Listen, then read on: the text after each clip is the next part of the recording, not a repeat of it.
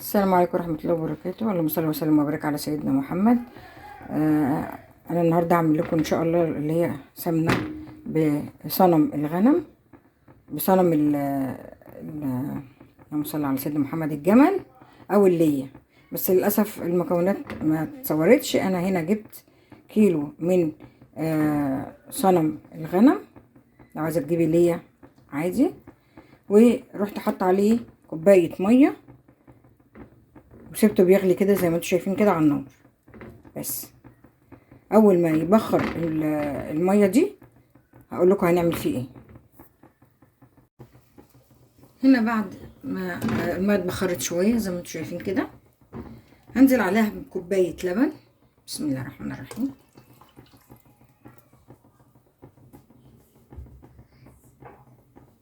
ونقلب.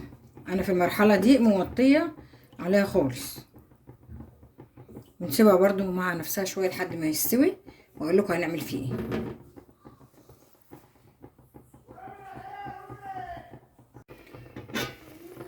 زي ما انتم شايفين كده اللبن لسه والميه ما اتبخروش، نزلت عليها بمعلقه ملح وهنسيبها بس تاخد غلوتين، وبعد كده نضربها في الخلاط.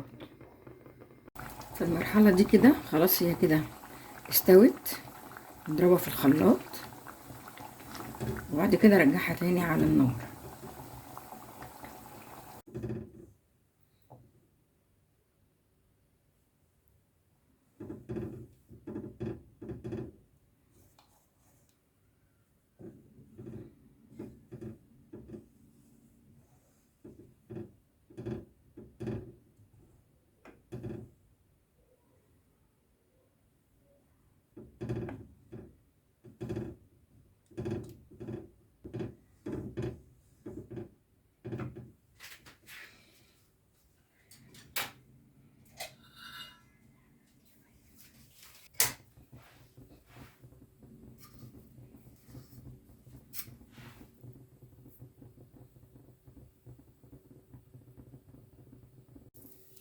بسم الله الرحمن الرحيم.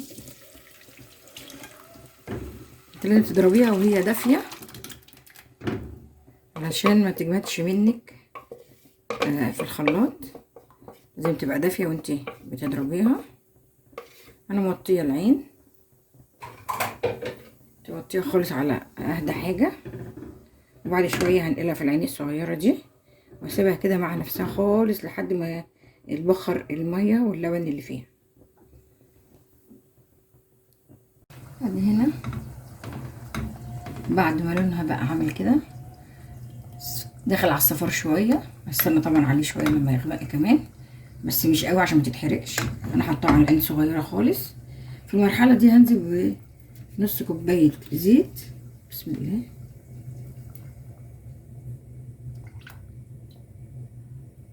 واقلب، وبرده اخليها تغلي، وانا طبعا مش سايباها، لازم تبقى ايدك فيها كده على طول، تقلب عشان ما تتحرقش. واول ما اللون ده يغمق شويه هوريكم، هيبقى كده استوت وخلاص. هوريها لكم. ادي هنا خلصت وخليتها لما دفت شويه بقت باللون دوت زي ما انتم شايفين. هنصبها.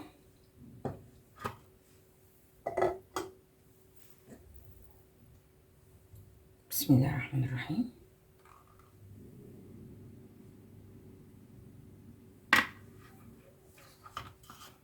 هنصبها كده.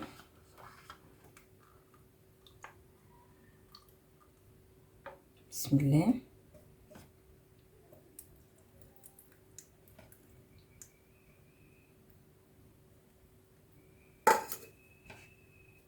ثبتها لكم في حاجه واسعه عشان تشوفوها.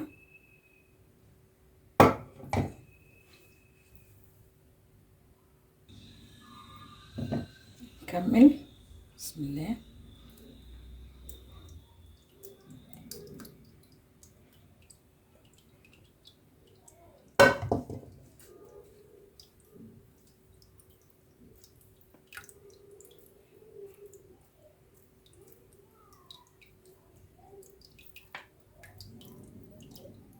ده ممكن يا جماعه تحطوه في مش هيبقى خلي الطعم مش حلو جدا. كفايه كده.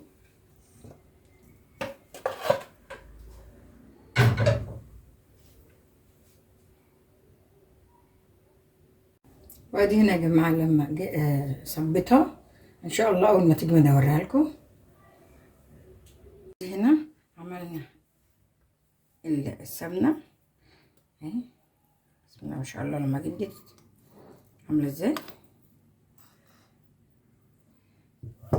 عملت النص كيلو او كيلو الا ربع اللي انا كنت جايباه، عمل بطرمان يعتبر دوت، وادي البطرمان التاني. خلاص. في بقى ان شاء الله سر المفروض ان انا اقوله لكم.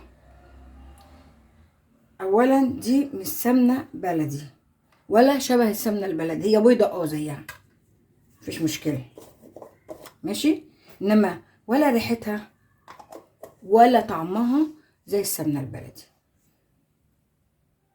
خلاص عشان نبقى متفقين. السمنه دي اللي احنا عاملينها من الليه ما تنفعش يا جماعه للحلويات، ولا بسبوسه ولا كنافه، ولا تحط منها معلقه على الرز بلبن ولا اي حلويات. خلاص، لان طعمها مش اي حد يحبه. عايزه تستخدميها تعمليها للاكل للطبيخ. الرز ممكن تاخدي منها يعني اقل من دي كمان مع شويه زيت، لان هي تقيله. غير انها تقيله مش اي حد هيحبها. اهالينا زمان كانوا بيعملوا، ما كانش في بيت بيخلى من بطرمان سمنه بلدي وبطرمان ليا. المنظر ده بيعملوها كده ويسيحوها ويخلوها سمنه، بس هم عارفين ان السمنه البلدي حاجه واللي حاجه تانية. مفيش واحده تيجي تقول لك ده انا جبت خزين الشهر وبدلت السمنه البلدي بسمنه تانية. لا، السمنه البلدي بلدي. لو واخده عليها دي مش هتعجبك، لو عيالك واخدين عليها دي مش هتعجبك.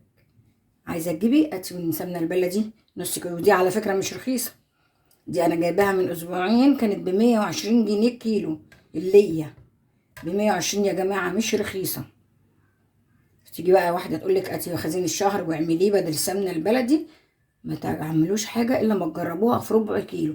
دلوقتي احنا الحاجه بقت غاليه، لو رحت عند اي حد بيبيع وقلت له هات ربع كيلو هيديكي. الاول ما كانش بيده، دلوقتي هيدي. هاتي ربع كيلو هيديك ربع كيلو.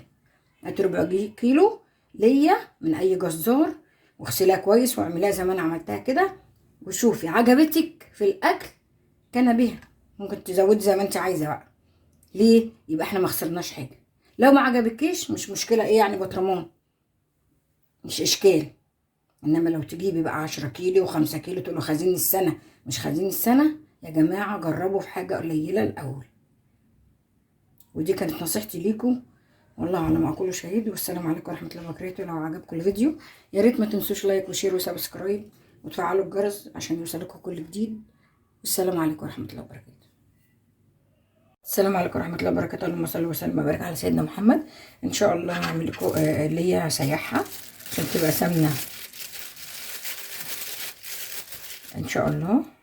انا بجيب ده كيلو الا ربع، انا بجيبها من عند الجزار واخليه يفرمها لي، بتبقى بالمنظر ده. هحطها في حله واوريها لكم على النار.